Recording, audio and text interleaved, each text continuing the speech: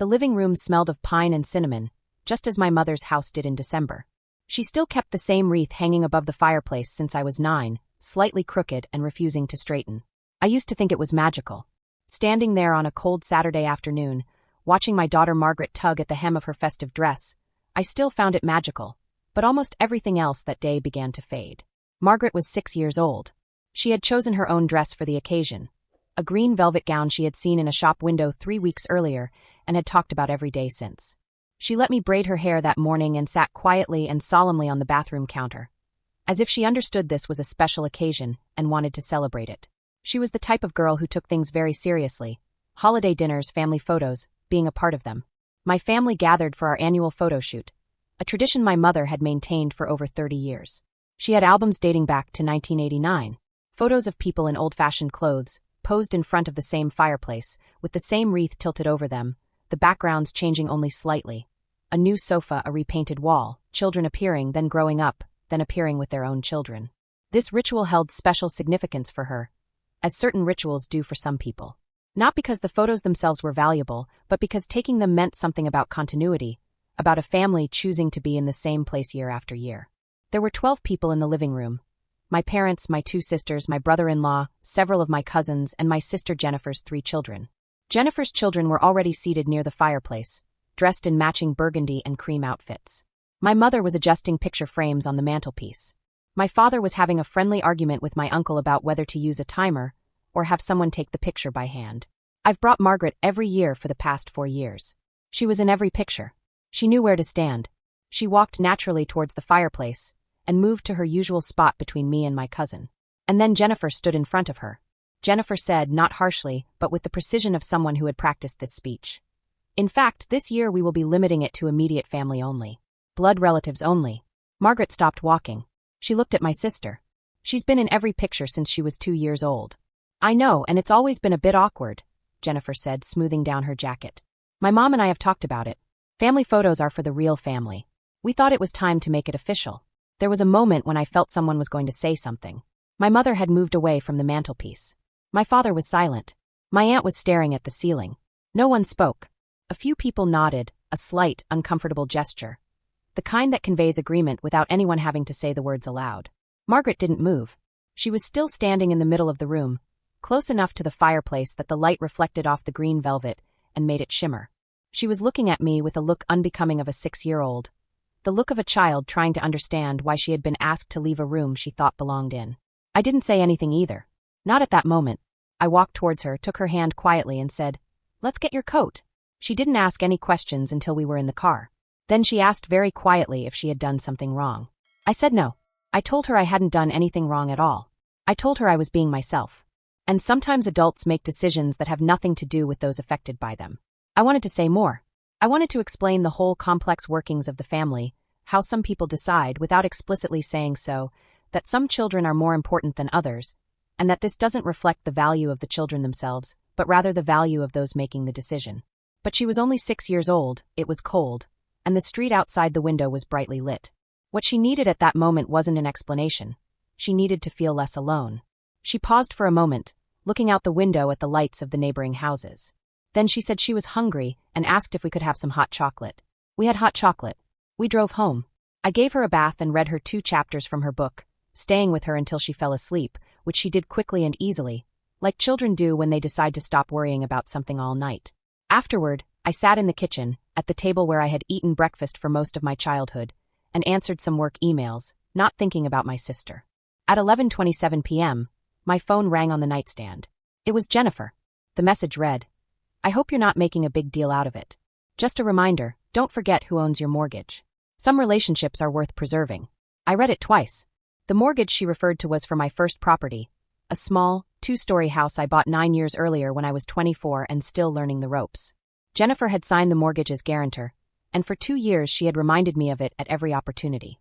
What she didn't know, because I'd never told her and had no good reason to, was that the mortgage had been refinanced and transferred to the bank 3 years earlier when I acquired the bank that originally owned it. This wasn't a sentence I expected to write, but it was accurate. I spent most of a decade quietly and deliberately building a financial services company. I started with 2 apartments, then a small commercial property, then a regional investment firm, and finally a controlling stake in a mid-sized local bank called Meridian Financial. The acquisition was completed 18 months ago. It was briefly covered in trade publications and never mentioned in any newspaper my family reads. I didn't mention it at dinner. I didn't mention it at Thanksgiving, or at the Christmas party in July, or at any of the Sunday lunches where Jennifer would sometimes refer to me as a big number guy, in a slightly condescending tone, as if it were a limited skill. The business grew the way things usually do when you give it consistent attention and resist the urge to be seen. I carefully selected my staff, reinvested capital aggressively, and made it a habit to thoroughly examine every deal I was involved in. I wasn't a risk-taker by nature, but I was someone who understood risk well enough to manage it, and that's different and more advantageous in many ways. When I acquired Meridian, I had a team of 43 highly competent people whom I trusted, and we built a smooth-running entity with virtually no problems. My mortgage, the original mortgage on the duplex, was transferred to Meridian's portfolio during the restructuring process.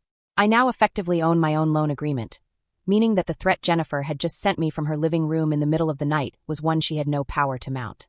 I didn't reply immediately. I made a cup of tea. I thought of Margaret standing in the middle of the living room in her green dress, looking at me with that expression. Then I opened my email and sent the acquisition documents to Jennifer's address, the full filing, regulatory approval, and transfer records. One document in particular clearly outlined the ownership structure. I added a single line at the top, "For your records." I sent it at 11:52 and went to sleep. She called me the next morning at 7:14. I let the call go to voicemail. Then she called again at 7:31. I was making Margaret's breakfast, scrambled eggs, the kind she likes, with a little cheese, so I let that call go too. The third call came while Margaret was eating her toast, so I went out into the hall to answer it. Jennifer's voice was different from what she had heard before. Not quite angry, but more tense, like someone making a great effort to remain calm. "Is this a joke?" I said. "No, do you own Meridian?" "My company owns the controlling stake." Silence. "Until when?" "The acquisition was completed approximately 18 months ago." Another longer pause. "And our mortgage, the dual property loan, was transferred to Meridian's portfolio during the restructuring process. You are listed as a co-guarantor on a loan managed by a bank in which I have a controlling interest. This is the current situation."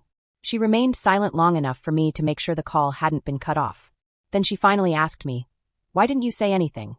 It was a logical question, and I thought about it honestly before answering. The honest answer is that there was no need to. I didn't start a financial services company to impress my family or to win dinner party debates. I started it because I found the business genuinely interesting, because I was good at it, and because I started with 2 apartments at the age of 24 and didn't want to stop. The fact that no one in my family knew about it wasn't a secret I deliberately kept. It was simply a void that didn't need filling, until last night, when that void opened up beneath Margaret's feet in the middle of the living room, and I saw everyone standing around it in silence. I said, "You sent me a threatening text message about a mortgage you thought you controlled. It seemed worth clarifying. I wasn't threatening you. I was just..." "You said, 'Don't forget who owns your mortgage.'" "That's what I said." She did not answer that. I said, "Jennifer, I'm not interested in turning this into a legal or financial issue. That's not what I want. But I want you to understand that when you sent that letter, you thought you had leverage over me, and that's not true. You haven't had that leverage for a long time. I think we needed to know that." She asked, "So what will happen now?" I said, "Nothing surprising. The loan terms haven't changed. I'm not the owner of the property you live in, and I'm not the bank you're dealing with. Your mortgage is being managed the same way it was yesterday." She sighed. I said, "What will change is that I will not bring Margaret to family events where she will be excluded from photos and asked to wait outside while the real family gathers.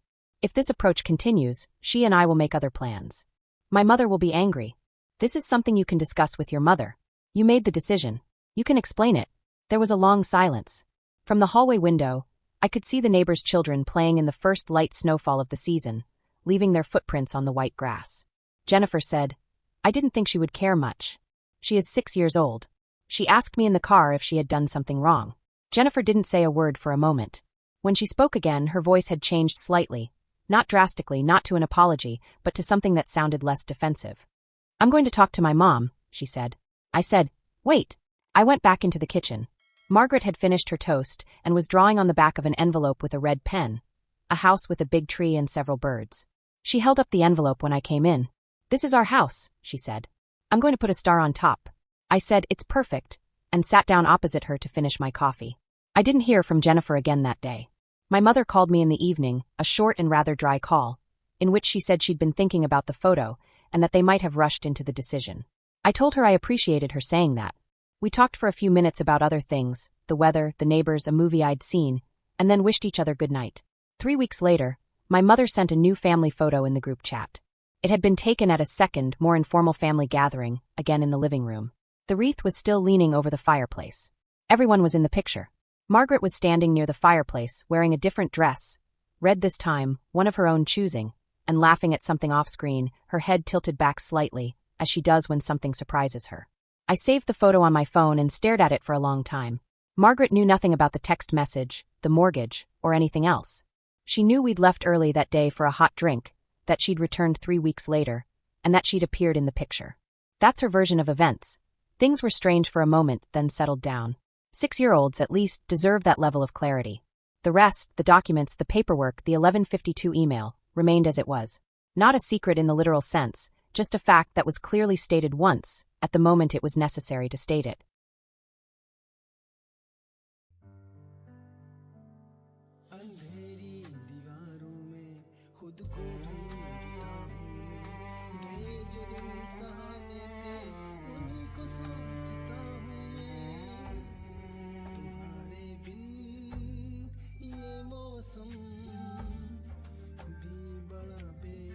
सर्द लगता है दिल का हर एक कोना अब बहुत ही दूर बढ़ता है अंधेरी दीवारों में खुद को ढूंढता हूँ मैं ये जो दिन सुहाने थे उन्हीं को सोचता हूँ मैं तुम्हारे बिन ये मौसम सर्द लगता है दिल का हर एक कोना बहुत ही दर्द भरता है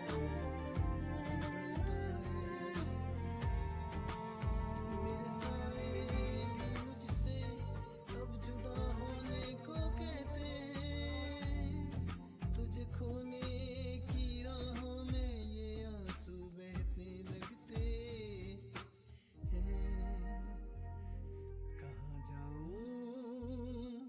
कहाँ ढूंढूं मेरा वो साजो सामा तो मेरी हर एक तमन्ना तू मेरी रूह का मका तू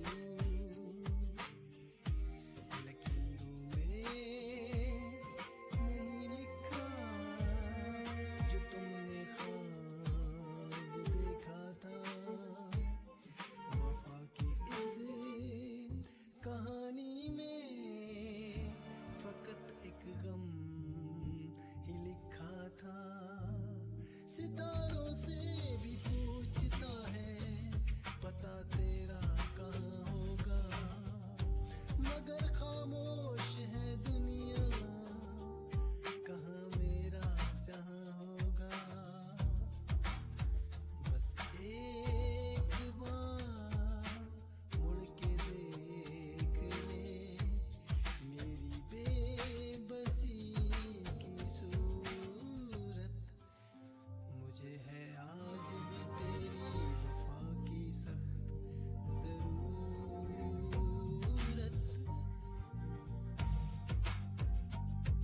साए मेरे तन्हा सफर बस रह गया दर्द का असर साए मेरे तन्हा सफर बस रह गया दर्द का असर